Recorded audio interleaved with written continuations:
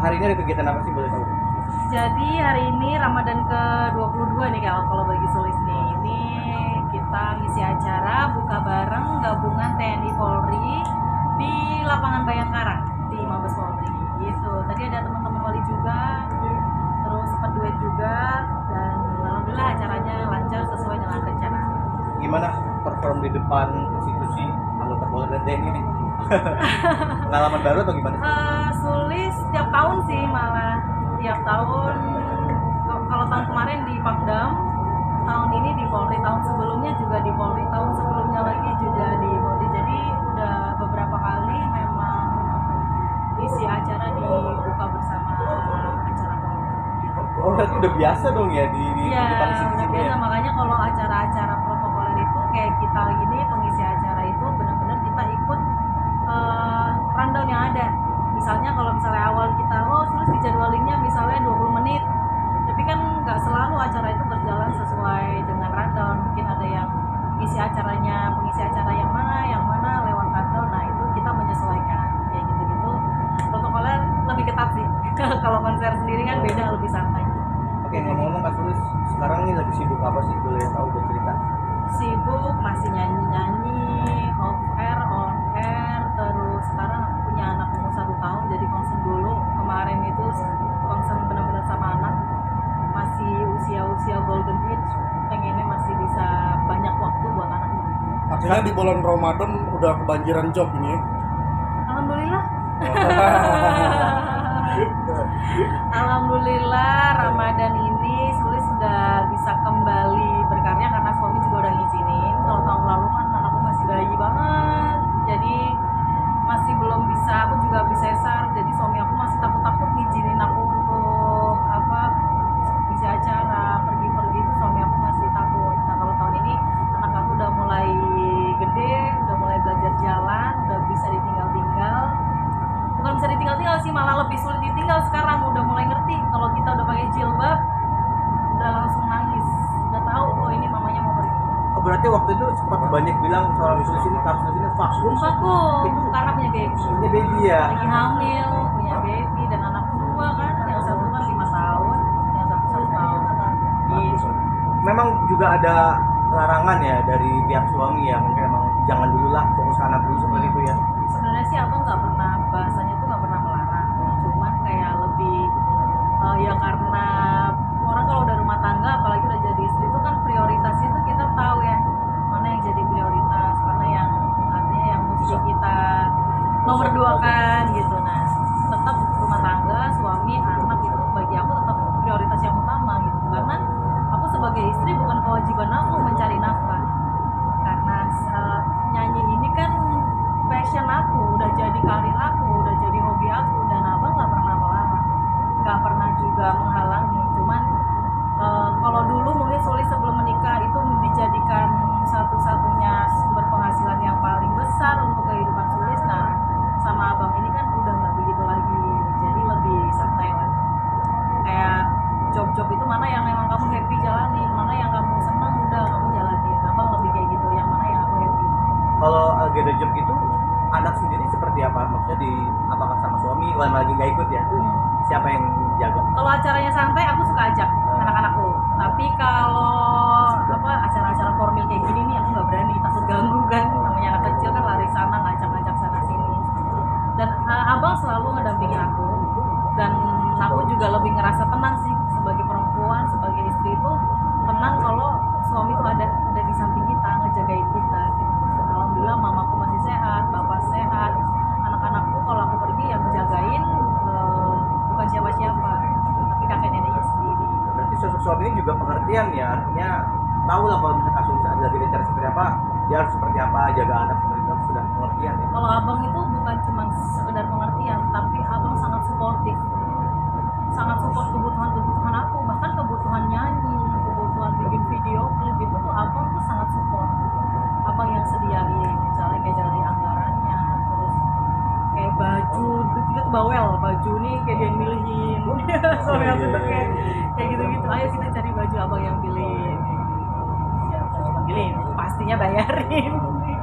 Sulis, pasca comeback lagi nih, cepet beradaptasi lagi sih dengan dunia hiburan gitu persoalan. Enggak juga sih, karena kan aku selama ini tuh juga menyanyi itu memang apa berdasarkan keinginan hati, kesenangan hati gitu. Bersolawat itu udah jadi jalan hidup aku. Jadi aku ngejalaninnya memang ya jalani dengan bahagia, dengan penuh rasa syukur apa adanya. Gak pernah memaksakan diri untuk harus jadi seperti ini, harus jadi seperti itu, gak pernah.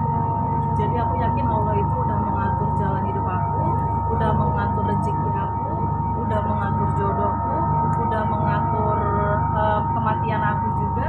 Makanya aku gak pernah khawatir dijalani dengan senang. Bahwa orang rezekinya masing-masing itu nggak akan pernah tertukar. Itu yang aku selalu bersyukur, selalu dijalani dengan happy dan bersyukur. Kasus kan terkenal dengan kata-kata ya toiba ya, mungkin orang beberapa ini. Lagu ya Toiba. Ada ini lagi nggak sih mungkin ya, ingin menciptakan sesuatu yang baru lagi mungkin setelah ya toiba akan ada lagi yang suara Ada ya Toiba, ada lagu Umi, ya. terus Di tahun ada ini mungkin ada persiapan Ali planning. Tiro, pengennya sih mudah-mudahan Ramadan depan ada single baru yang aku keluarin. Memang fokus di lagu-lagu religi aja ya. Aku nggak bisa lari dari itu, kayak itu udah benang merah kehidupan aku tuh memang di religi.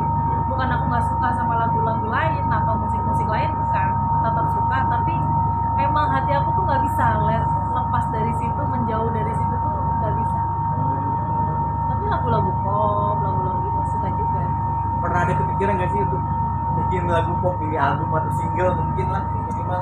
Aku kan baru ngeluarin single juga di YouTube aku. Jadi beberapa tahun kemarin di YouTube aku vakum. Terus pas aku mau aktif lagi, aku kena suspend dari YouTube. Jadi aku nggak bisa nerusin.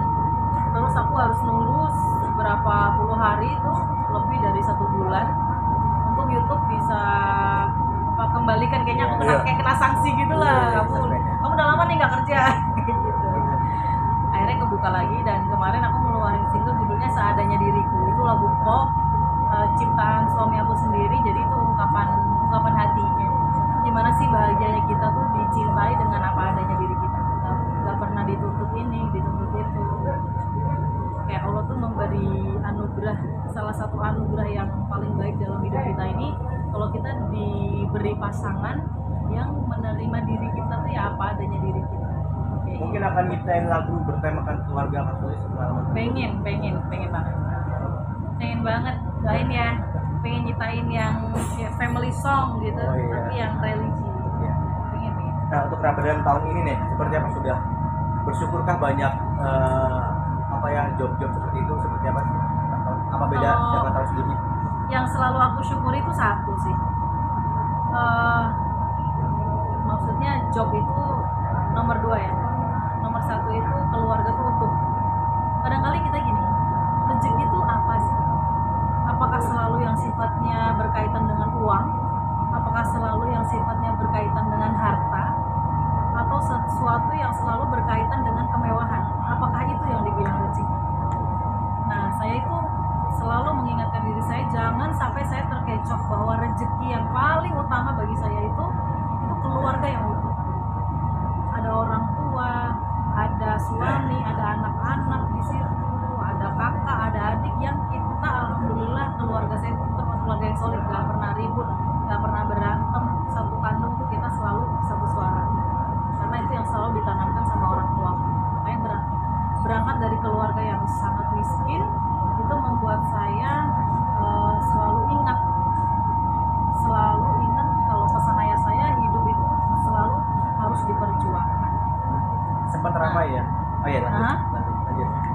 Nah, itu yang aku pengen, bukan pengen ini sih, ya ingin nge-share lah ke teman-teman, kalau rezeki itu nggak selalu lo berkaitan dengan uang, nggak selalu lo berkaitan dengan harta, nggak selalu lo berkaitan dengan kemewahan. Kita ini zaman medsos, banyak banget fenomena-fenomena yang konsumtif, lalu muncul istilah-istilah crazy rich, muncul istilah-istilah sultan. Nah itu jangan sampai media sosial ini mengganggu misalnya anak-anak remaja yang mau tumbuh, anak-anak dewasa muda yang mau tumbuh itu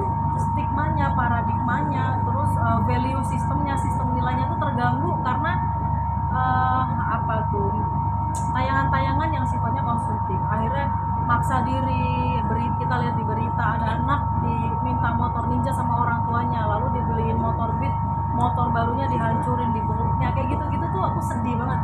Belum ngerasain jadi orang tua, nantinya akan tahu bagaimana sulitnya itu mencari rezeki, bagaimana sulitnya bekerja menafkahi anak-anak itu. Mungkinnya dia akan tersadar. Nah, itu juga media sosial tuh berperan banget. Makanya jangan sampai nih adik-adik di bawah aku atau anak-anak remaja itu value sistemnya, sistem nilainya terganggu dengan tampilan-tampilan yang sifatnya tuh hedon. Jadi jangan kita diajarin, kita ini orang Indonesia yang punya nilai-nilai keindonesiaan yang sangat baik, nilai-nilai keislaman yang sangat baik. Kalau kita tidak bersaudara satu iman, satu Islam, kita tetap bersaudara satu bangsa. Nah, di situ kita megang teguh tuh nilai-nilai keindonesiaan. Jadi dan di desa-desa saudara kita banyak, yang di kampung-kampung saudara kita juga banyak. Nah, gimana caranya kita ini si kaya jangan banyak pamer sehingga menyakiti hati orang-orang yang nggak seberuntung seperti mereka. Nah, ayo media sosial jangan tunjukin yang hedon-hedon kayak gitu lah. Kasihan adik-adik kita, anak-anak kita yang ada di pelosok-pelosok yang melihat kayak gitu. Mereka mungkin ada yang belum pernah ke mall. Apa itu mall? Bahkan ada juga yang eskalator tuh apa ya, belum pernah naik eskalator, dan itu kehidupan nyata di sini masih banyak kayak gitu.